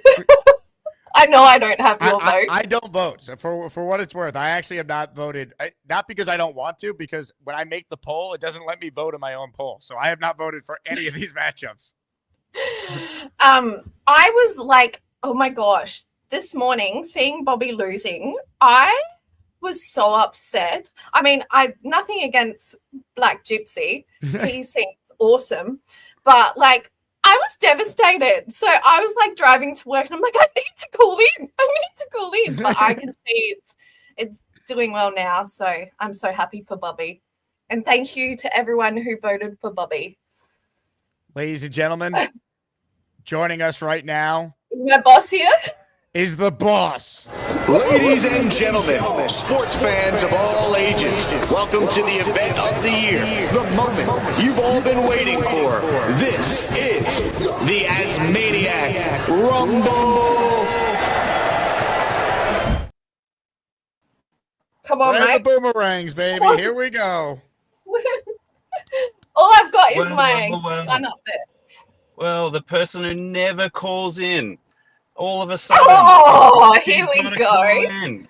Well. Never calls in. What do you think I'm doing right now? That's my point exactly. Never, and all of a sudden they're voting in a couple of days, and here you are. Well, what would people think? I don't know. Well, Just Horatio, right? please get all your jobs done by Friday, since I'm going to have to do them next week if I lose. So that's fine. Fine. Can you get the handover sheet ready? So I know what I'm doing. His bar? And I'll bring in some boxing gloves this week, and we will see what happens. But you can't use Hawk as your proxy though. Why not? Because well he's not in the bracket. So if it was Hawk and Sarah, maybe you could do that. I think it's going to be ugly. It's going to be ugly this week. That's all I know. Oh, wait, mate, I know that you're going to, like, whoop me. So Oh, I don't know. I'm going to be, and after you do, I'm going to be backing you all the way. I'm not going to care. It's going to be Craig all the way to the finish line. No, I think Gary, who's in our bracket, is going to go deep, and I've got my frame flag of Texas in my home office as a salute to Gary at all times. So he's my pick at this point. Jake, can two people going up against each other just form a team, and we're just like they're straight, that can just steamroll everyone? Someone has to win. Honestly, that was a big reason why the committee paired you guys up against each other. Because if we put Sarah against anyone, she might just win because she's one of the few female callers that calls in. And Craig would win because Craig's an awesome caller from Australia. Craig. So it's like have them go head to head and really find out what does the chat value more. This is can I just mention this thing on my wrist here? This is a Barbays. Oh, wow. And that is Boom and his wife's wonderful business. It's my most favorite hair tie ever. Sorry, just had to throw that in there. Love that. I'm seeing the comments here, guys. The chat is split. This could be another one of those. Comes down to a couple of votes. Go up against my boss man. All I've got to say to the chat is I was there from the beginning when Jake had the classic intro before Gator with about 5,000 subs, and I only have to ask who super chats, who membership gifts, who travels 30 hours each way to the USA. And I think there's someone who doesn't do that. I can't think what their name is. It's just friggin' escapes me. That's not fair. I'm a poor single mother that can't even afford to get to America. Thank you. I don't think you're single anymore. I could say yeah, I'm something not about single. No, well, without Craig, honestly, how can I go up this amazing man right here? Like, how can I go up against him? He's seriously one of the best people that I know on this earth. Yeah. So you do make vodka jelly shots. That's hard to lethal. That's hard to, like, even in green and gold, which are like the Australian colours. That's very hard to compete with. I accept it, but I do have amazing video of Sarah trying to extract these shots a bit like an oyster. That's what it looks like. You know, with the sound effects and everything. Oh, piss off. Just because don't make me post when Craig does something stupid, I don't whip my phone out and film him. But as soon as I'm doing something ridiculous, he's all on it. Like, hey, I'll Jake, play video of whatever you guys send. Whatever you guys send me, I'll put it on the show. Hey, all right, Jake, I'm going to have to get don't something. be fooled. She loves it. Trust me. She loves it. Do not be fooled, whatever you do. Anyway, whoever what's wins. going on in the office? Anything I need to know today? The house is still standing, Henry's house. And yeah. Are you on your way in? Yeah. So no, I've got an appointment at midday out here, so I'm going to be working from home. Sorry, we're just doing business on the show. Sorry about that. I love it. Sorry. But yeah, anyway. Well, Let's see. One of us is going to get back to work. The Rumble Down Under. Oh, yeah, I need to as well. I need to make some. May the best Aussie win. May the best Aussie win. Ladies and gentlemen, what a battle it will be. I'm going to get back to work. The Rumble Down Under. Craig and Sarah from Australia. I can't wait. Get your popcorn ready for that. I mean, I've never met Sarah in person, but I've met Craig in person. And he's incredible. Sarah's great from my interactions with her on this show and Bobby's show or Nick's show. Unbelievable. Who's going to win? That's the question. You can argue for both sides. Now, if we just go off of previous 4%ers in this tournament, it's been a mixed bag so far. It's been a very mixed bag. You look at the overall bracket here. We've had Aurora win so far. We've had Leanie win so far. They are the only two female callers that have won. Now, to be fair, King Lowski went up against Genergy. That's a tough one. And we also had Raven have a very tough draw. She went up against Peter Castro. But as we kind of look ahead, you'll see we got Sarah in the butter region. She'll be going up against Craig. And then we look ahead to the lane train region. Jay Graves is the 5 seed in that region. Those are the remaining 4%ers left in the tournament, which, by the way, is now 4.5%ers. So we're rounding up to 5, at least over the last 90 days. If you're watching this live right now and you haven't subscribed to the channel, make sure you hit the subscribe button, because as of 10 minutes ago, I was just 4 away from 41,500.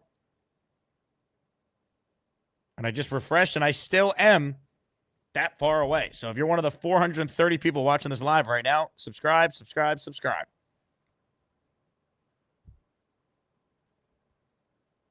Man.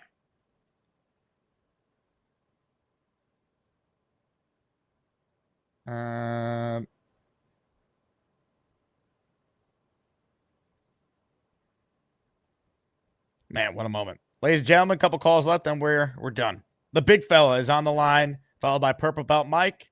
And we're out of here. What's up, big fella? Hey, man. Great show. I'm happy with the Field signing. I didn't talk to you about it, but I'm really happy about that. You still want Jackson Dart at 7? I want him later. That's what I want. I still want him. I just want him a little later. Is it just me, or are the Patriots overpaying everybody and acting like they're going for it this year? Well, they had the money to spend. Like, we've seen the Jets do this before, where you just dump a lot of money into guys that are clearly not as good as what you're paying them to be. Yeah, because this guy, Milton Williams, he was a rotational defensive tackle for the Eagles. And, yeah, he had a decent year, but they paid up the nose with that thing. Right. I mean, look, I love Morgan Moses, but they overpaid for him too. Yeah. They had $100 million in cap space to spend. That's why they're spending it. It's great. I like what our team's doing right now. You know, I like the players that we got. The guy Stevens, you know, he had a bad year last year, but the year before he played well. Cisco, I'm happy with him. I think he's going to be good if he redeems himself from, you know, last year. Supposedly he was on Urban Meyer's shit list. I don't know, but if he redeems himself, I feel like, you know, we could sign him longer. I just think the team's making some good choices so far. Now, I want Dalvin Tomlinson. I want that big guy right up against Quinnen. I think they played together in college at Alabama. But I would really, really like to see him get in there. He's a run stuffer, you know, and it would free up Quinnen. It seems like a no-brainer. Have to see how much he costs, but that's what I got. Ralphie says, big fella looks like Andre the Giant on that little bit. I am Andre the Giant. You're the big fella. Exactly. So, what were your thoughts on? Were you watching the show earlier when it appeared like Bobby Midnight was truly in danger of losing? Yeah, I thought it was upset alert, but I'm happy for Bobby. I'm happy he came. But I like Black Gypsy. I think he's a good dude, and I actually like his calls. He's quick with it, you know. So he's very quick with it. So I really enjoy his calls. But you know, Bobby's coming through. So sounds good to me. Are you excited for the JJ matchup? I mean, it's really good versus evil in the eyes of many. I don't know. I think JJ's a good guy. I just think he puts on an act. That's what I think. But you know, it's okay. You know, I'll play the game. We'll see what happens. I'm excited for you, big fella. I'm excited for that matchup. Yeah, me too. I mean, I'm just happy to be in the tournament. You know, I love the chat. They know it. You know, and I'm a supporter of the show, so it's a good time. Big fella, you're the man. I appreciate you calling in. You're the man. Take care. Ladies and gentlemen, the 4 seed in the Chicken Soup region, the big fella. The final word goes to Purple Belt Mike. PBM, what do you got for us? Yo, what up? I really need us to get a defensive tackle. and maybe 2 of them. And the reason being is I can't have us have a fourth quarter lead. I got one on hold right now.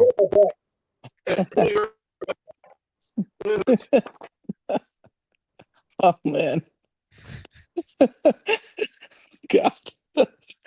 Oh, man.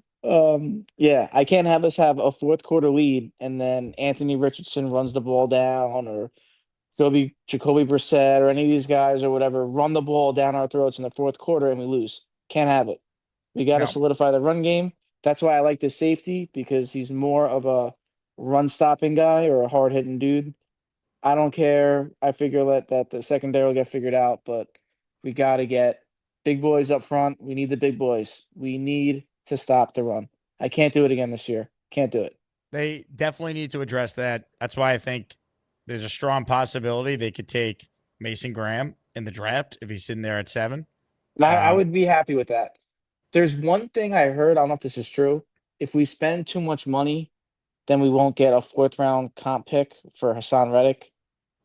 Is that why you think they're not spending? Is that true, or is there not real It's truth part to of that? it, but there's also certain. I got to look up what the specifics are because there's certain players that don't have comp picks attached to them. I think Yeah, it's I'd based rather on hear it from playing you time. than like these other jamokes, because I don't know if they're true or not. Yeah, I'll look into it for you. The cap is confusing, so I don't want to like say the wrong thing. All right, man. Awesome show. Mike, congrats to Bobby. I appreciate it. PBM, everyone. Great caller. Hey, shout out to Nutty Nurse. Hey, Jake, I just subscribed. Thank you, Nutty Nurse. Appreciate that. Please hit the like button. I find it hilarious that there's almost 900 votes and only 300 of you had the decency to hit the like button. But I appreciate the support regardless. Ladies and gentlemen, that's what we call a show around here, which means it is time to officially declare a winner in our opening round matchup inside the Butter region. And folks, it is the 1 seed in the region advancing to the next round. It was a little dicey early, but ultimately Bobby Midnight does in fact get the win over Black Gypsy in the opening round. 57-42, the final score. 876 votes were cast according to the YouTube poll. So it is the Czar of Butter, Mr. Bobby Midnight. Moving on to the next round. Does Bobby have what it takes to take down either J Quest or NY Jets Ted, the pot stirrer himself? We'll find out. That is the first matchup on the docket tomorrow, and J Quest is coming into that one red hot. As hot as you could be coming into a matchup. As Maniac Madness, baby. Butter region.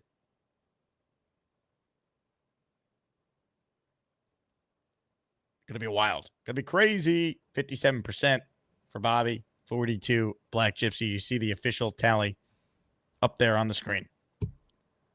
Ladies and gentlemen, thank you for watching. We're back tomorrow. Again, should breaking news happen tonight, I'll do my best to get live.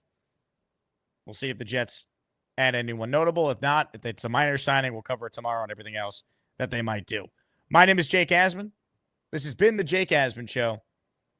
In honor of J Quest going up against the pot stirrer himself, I present to you the latest epic prank call that J Quest pulled off on a WFAN host 2 days ago. Reed in Battleboro. What's up, Reed? Hey, Chris. How are you? Good. How are you, buddy? I've been better. Having a hard time sleeping since I moved out here from Glen Oaks. Oh, yeah? But I know all about having trouble sleeping, buddy.